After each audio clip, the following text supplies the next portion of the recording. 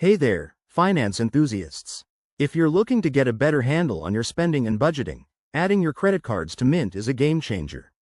Mint is that awesome free app that helps you track all your finances in one place, making it easier to stay on top of your money. In this quick guide, we'll walk you through the steps to add your credit cards step by step. Let's dive right in. First things first, make sure you have the Mint app downloaded on your phone or access it via the website. Once you're set, log in to your Mint account using your email and password.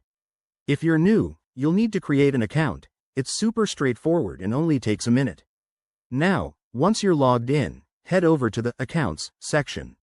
You can usually find this by tapping the menu icon in the top corner or scrolling down on the dashboard. Here, you'll see a list of your existing accounts. Look for the Add Account button. It's often a plus sign, plus, or something equally inviting. Click on that, and you'll be prompted to select the type of account you want to add. Choose Credit Card from the options. Mint will then ask for your credit card details, like the card number, expiration date, and security code. Don't worry, Mint uses bank-level encryption to keep your info safe.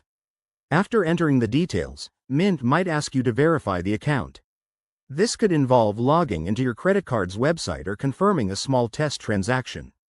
Once verified, your credit card will appear in your Mint dashboard, showing your balance, transactions, and even categorizing your spending automatically.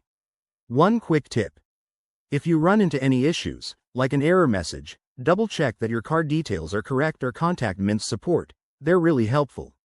And remember, adding multiple cards is just as easy. Repeat the process for each one.